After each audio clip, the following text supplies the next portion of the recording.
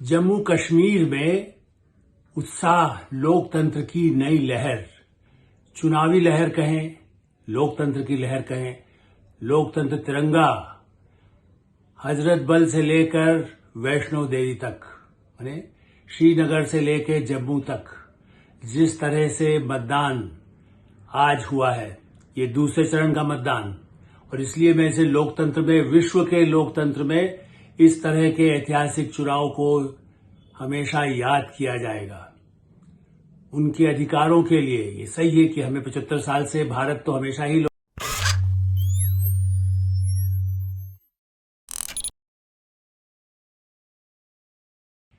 नमस्कार, मैं हूं आलोक मेहता। एडिटर साई में आपका स्वागत है। हमारा अनुरोध है कि आप एडिटर साई देखें, लाइक करें, सब्सक्राइब करें, मित्रों को, ग्रुप्स को फॉरवर्ड करें, ताकि अधिकाधिक लोगों तक हमारी बात पहुंचे और वो भी सब्सक्राइब करें और उनकी जो राय हो, आपकी जो राय हो, वो कमेंट बॉक्स में अलग क्लिक करके भी भेजें। हमेशा स्वागत है।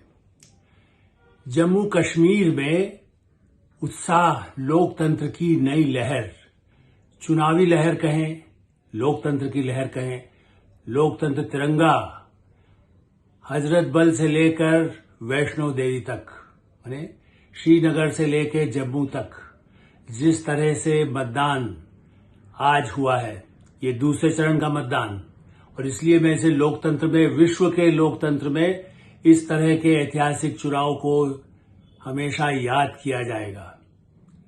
उनके अधिकारों के लिए ये सही है कि हमें 75 साल से भारत तो हमेशा ही लोकतंत्र का सबसे बड़ा प्रमाण रहा है, लेकिन ये जो संवेदनशील इलाका है, जहां बम, गोलियां, बंदूकें, AK-47 से लेकर के गोला बारूद बरसता रहा, वहां 60%, 70%, 80%, 60, 70, 80, इंग्लिश के जो दर्शक हैं उनको फिर से मैं कहूंगा परसेंटेज, 60, 70, 80, इतना परसेंट वोट होना जम्मू कश्मीर में, ये एक अपने आप में नया अध्याय मैं कहूंगा विधानसभा का।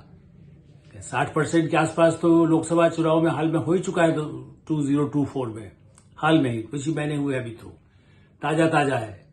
और ऐसी स्थिति में ये जो पिछले 10 वर्षों में बदलाव आया है, मैं इसलिए इस बात को, सुरक्षा एजेंसियों को क्रेडिट है, प्रधानमंत्री नरेंद्र मोदी, गृह मंत्री अमित शाह और राज्यपाल, आप उनको उपराज्यपाल कहिए, लेफ्टिनेंट गवर्नर, जिनको मनोज सिन्हा, जिनको जिम्मेदारी दी गई, जो जेपी मूवमेंट से निकले, जो राजनीति को भी समझते हैं, प्रशासन को भी समझते हैं, रेल मंत्रालय जैसे महत्वपूर्ण विभाग देश केंद्र का भी वो संभाल चुके।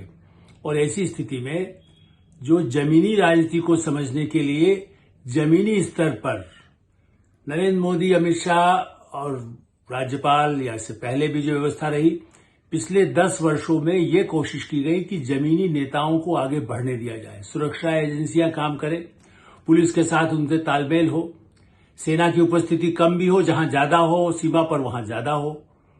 लद्दाख में जरूरत थी तो जम्मू से भी भेजना पड़ा, इसलिए जम्मू की तरफ भी पाकिस्तान ने घुसपैठ हाल में शुरू किया। वो सोचा कि चलो यहां से कुछ सुराख मिल जाए, कहीं न कहीं, जैसे सांप कहीं से घुस के आ जाता है ना, घर तक, किचन तक आपके पहुंच जाता है, मंदिर तक पहुंच जाता है। हम सोचते हैं कि नहीं, लेकिन वो यदि जहरीला है तो समझना होता है। यही काम आतंकवादी करते हैं, और इसीलिए जो घटनाएं हुई हैं, आलोचक कह सकते हैं कि कुछ घटनाएं क्या खत्म हो गई, खत्म नहीं हुई, लेकिन श्रीनगर जहां आज मतदान हुआ, जितने उत्साह से महिलाएं, युवक, युवतियां और बुजुर्ग, हर वर्ग के लोग, हर जाति, धर्म, समाज के लोग, मत भूलिए अल्पसंख्यक, वहां जो मुस्लिम हैं उनमें भी जातियां हैं, कश्मीरी पंडित, जो अभी भी उनकी अपेक्षा भी पूरी नहीं हुई है, चूंकि वापस वो उस तरह से वापस उनकी नहीं हो सकी, या उनको उतना ही अभी लाभ उतना नहीं मिला है, चूंकि कितना समय लगता है।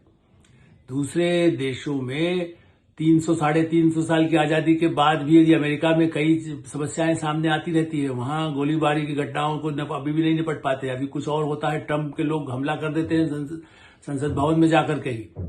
ऐसी स्थिति में भारत के जम्मू कश्मीर में जो गोला बारूद देखता रहा, जहां भारत का इतिहास है ना, मोहम्मद गौरी का भी पृथ्वीराज चौहान छोड़ देते थे, उसी तरह से मैं कहूंगा, मैं आलोचना बीजेपी की तरह बात नहीं कह रहा हूं, मैं कह रहा हूं कि नेहरू ने किनको जेल में रखा? शेख अब्दुल्ला परिवार को। इंदिरा गांधी ने किसको जेल में रखा? शेख अब्दुल्ला परिवार को। धोखा किसने दिया? शेख अब्दुल्ला परिवार ने, फारूक अब्दुल्ला ने भी दिया। और आज मतदान के दूसरे चरण पर जो सो कॉल्ड अलायंस, गठबंधन, मैं इसलिए सत्तारूढ़ पार्टी की बात करने से आप कहेंगे कि सत्तारूढ़ पार्टी के साथ कहीं आप उसको आप बड़ा सहानुभूति आप रखते हैं या उसका समर्थन करते हैं, नहीं। प्रमाण है, उमर अब्दुल्ला ने कहा, अरे भाई राहुल गांधी तुम जाके जम्मू में ध्यान दो, इधर घाटी में क्या कर रहे हो तुम यहां?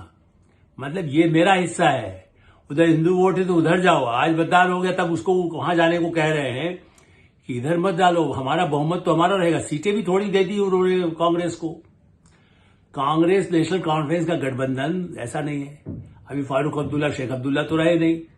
उन्होंने कब कब धोखा दिया वो भी मैं एक बार पहले, अपना कुछ दिनों पहले जब पहला चरण हुआ था उसके पहले भी कई बार चर्चा करता रहा हूं, क्योंकि 74 में मैं गवाह हूं। सप्रू हाउस दिल्ली में, मंडी हाउस के नजदीक, जहां शेख अब्दुल्ला और इंदिरा गांधी आई थी, उस समझौता जब इंदिरा गांधी ने उनको छोड़ा और कहा कि आप चलिए राष्ट्रीय धारा से जुड़िए, संभालिए फिर से कश्मीर, उनको कश्मीर दिया गया। लेकिन 3 साल बाद, सिर्फ 3 साल बाद 77 में मैंने वही देखा, जिस अब्दुल्ला परिवार ने कांग्रेस में मर्ज कर दिया था अपनी नेशनल कॉन्फ्रेंस को, 77 में फिर से नेशनल कॉन्फ्रेंस को खड़ा कर दिया। जमात इस्लामी जो हमेशा चुनाव का बहिष्कार करने का आह्वान करती रही पिछले कई 4 दशकों से, इस बार जमात इस्लामी भी उम्मीदवार बन गई। नेशनल कॉन्फ्रेंस बनी और कह रहे वो पार्टी में यदि शामिल, संविधान को मानते रहे, मंत्री रहे, और धोखा खाली गांधी परिवार को क्यों दिया? राहुल गांधी ये भूल रहे, अटल बिहारी वाजपेयी के समय में भी उनको शरण दी गई थी। तब उनको था कि मुझे उपराष्ट्रपति बना देंगे, नहीं, अच्छा हुआ नहीं बनाया। देखिए अटल जी भी भावुक थे, संवेदनशील थे, कवि थे, तो उन्होंने पाकिस्तान से भी कई किया। तो करगिल देखा हम लोगों ने, पाकिस्तान के साथ बस यात्रा तक की, उसके बाद भी धोखा दिया। इसी तरह फारूक अब्दुल्ला यदि बन गए होते उपराष्ट्रपति और फिर राष्ट्रपति, तो क्या 370 खत्म होता?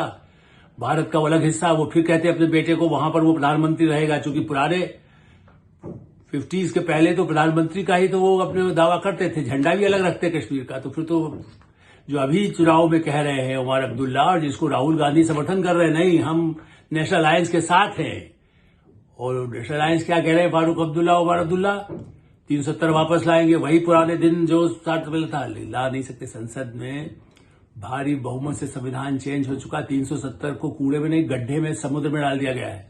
समुद्र, हिमालय से समुद्र बहुत दूर है, समुद्र में जाने के बाद उसका कहां किनारा नहीं मिलेगा। चीन को बुला लें, वो अपने पाकिस्तान तो सहायता देता ही आतंकवादियों को, और आतंकवादियों को समर्थन देते हैं फारूक अब्दुल्ला परिवार, महबूबा मुफ्ती का परिवार। देखिए मुफ्ती मोहम्मद सईद फिर भी थोड़ा बेहतर थे, लेकिन उनकी बेटी ने भी लगातार उन लोगों ये सोच करके कि इससे मुझे इनका समर्थन मिलेगा।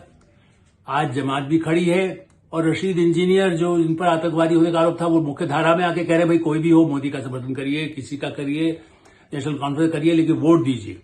यही एक परिणाम है। मैं इसलिए अधिक बातें, और बहुत सारी आपको बातें बता सकता हूं कि क्या क्या गड़बड़ अब्दुल्ला ने किया, क्या क्या गड़बड़ महबूबा मुफ्ती ने किया। और मैं इसलिए रिपीट नहीं कर रहा हूं कि आप मेरे पुराने कोई वीडियो देख लेंगे, उसमें यही कथाएं हैं। मैं तो आज की बात कर रहा हूं। जिस समय 26 जिलों में जिस शांतिपूर्ण ढंग से मतदान, ऐतिहासिक है। अभी पश्चिम बंगाल में 4 महीने पहले ही तो चुनाव हुए थे, तब क्या स्थिति थी याद है आपको? आज तक हिंसा, उसके अभी भी घाव भरे नहीं है।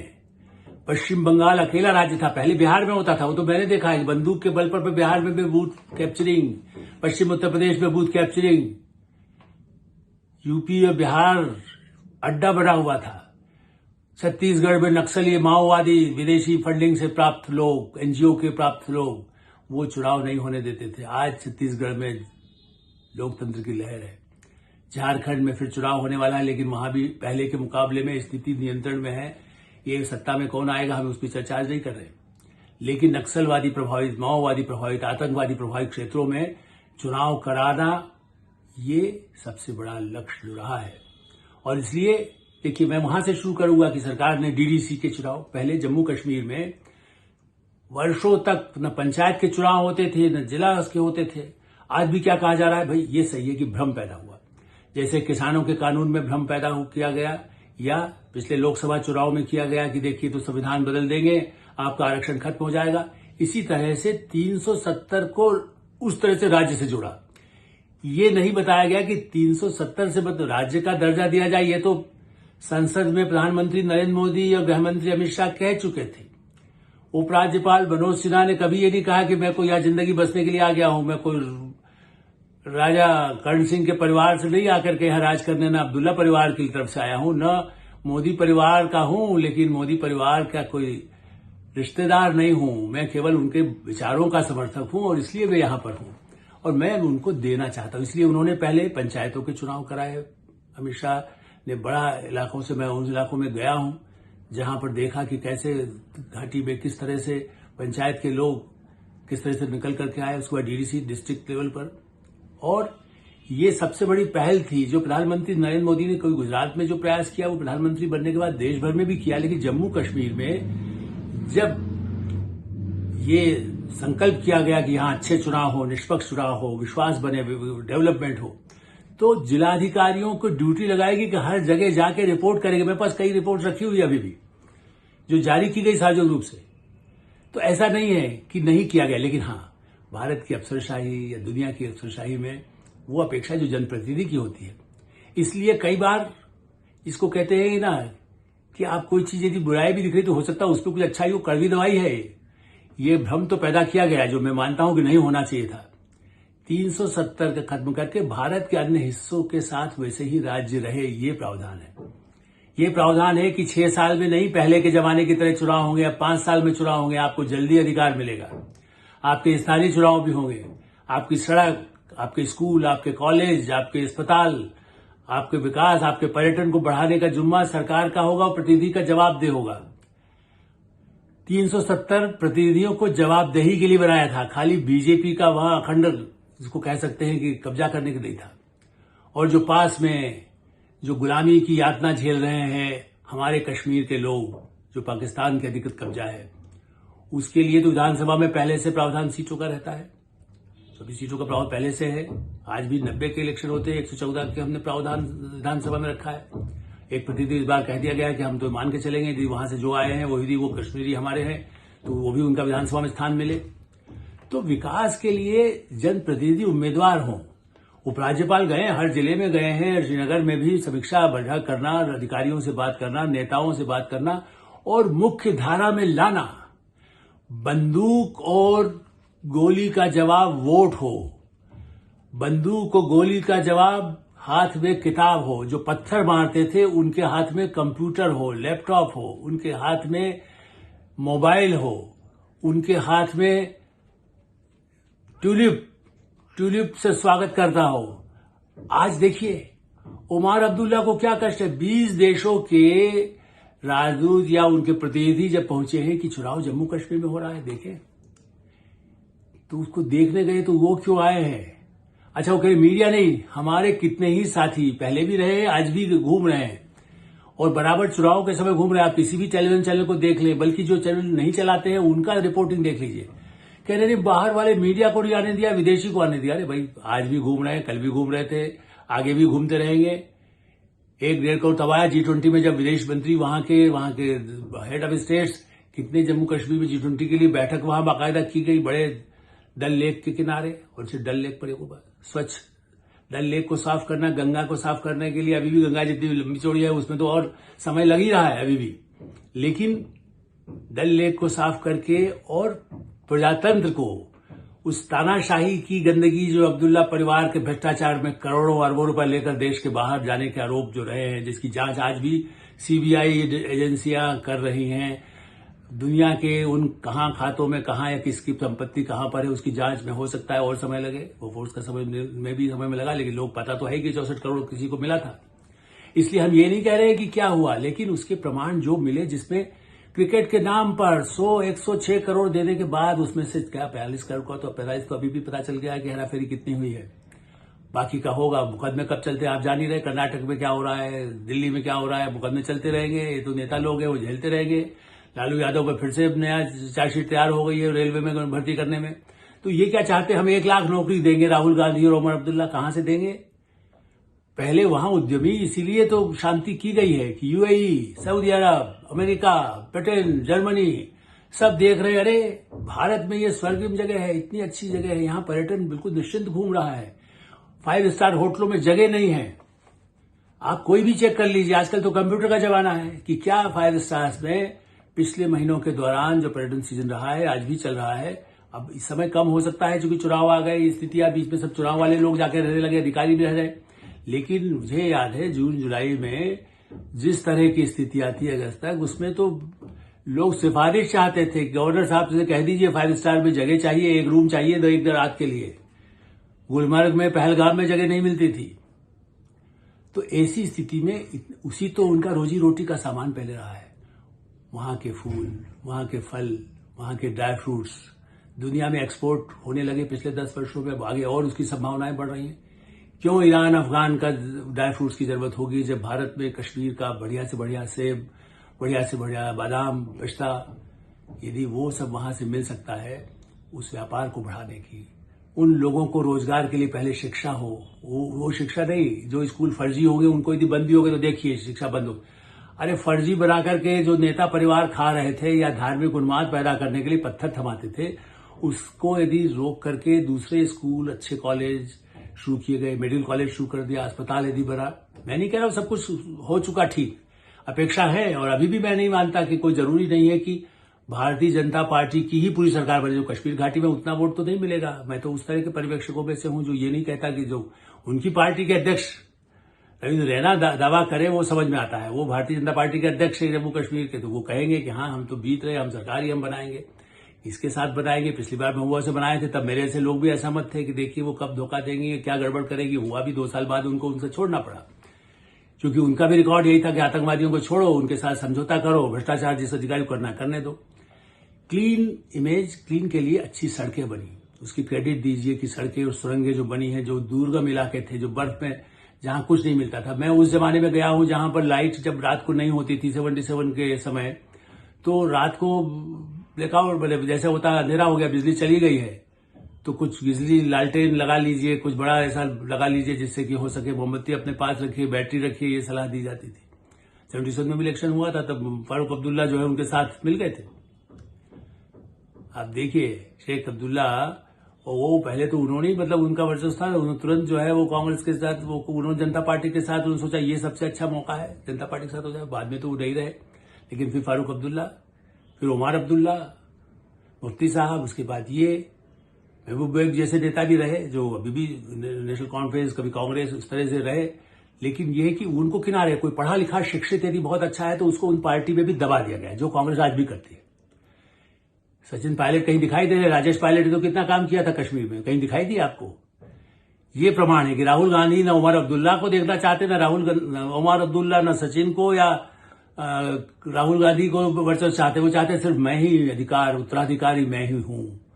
उस उत्तराधिकारी से निकल करके उत्सव की तरह से जो मतदान हुआ है, इसके लिए जम्मू कश्मीर की जनता को बधाई दे, उन बहादुर सिपाहियों को बधाई दे जिन्होंने लॉ एंड ऑर्डर की सिचुएशन को कंट्रोल रखा।